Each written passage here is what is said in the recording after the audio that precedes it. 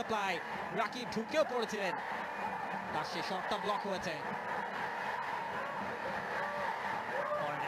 জামাল, সেখানে বাংলাদেশের সেন্টার ব্যাকে যেমন স্থান নিয়েছেন হামজা চৌধুরীও। জামালের টার্গেট, সেই হামজার হেডার, হামজার গোল। ব্রেভ নিউ বাংলাদেশ, সেই বাংলাদেশে হামজার গোল, এবং এই স্টেডিয়াম এখন ফেটে পড়ছে। দেশের মাটিতে প্রথম ম্যাচেই হামজা দেখালেন কিভাবে গোল করতে হয়। সমর্থকদের যেই ভালোবাসা, সেই ভালোবাসার প্রতিদান দেওয়া শুরু করলেন হামজা চৌধুরী প্রথম মিনিটেই।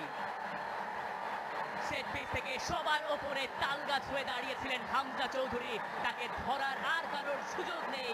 হামজা তার দ্বিতীয় ম্যাচেই গোলের দেখা পেয়ে গেলেন। হামজা যখন থেকে বাংলাদেশের জার্সিটা গায়ে চাপিয়েছেন, এরপরে প্রথম গোলটা তার কপালেই লেখা ছিল। আর কি কপাল, গোলটাও তিনি করলেন কপাল দিয়েই।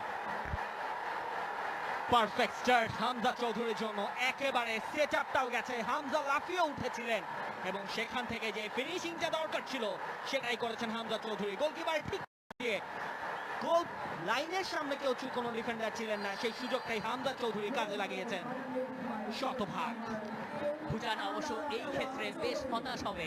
সেট পিস থেকে যদি আপনি একজন ফুটবলারকে মার্ক করতে চান স্পেসিফিকলি, সেটা এই হামজা চৌধুরী হওয়ার কথা ছিল, কিন্তু সেই কাজটা তারা ঠিকঠাক করেনি। হামজা চৌধুরী তার মার্কারদের অনেক পিছনে ছিলেন। তিনি যখন রান মেক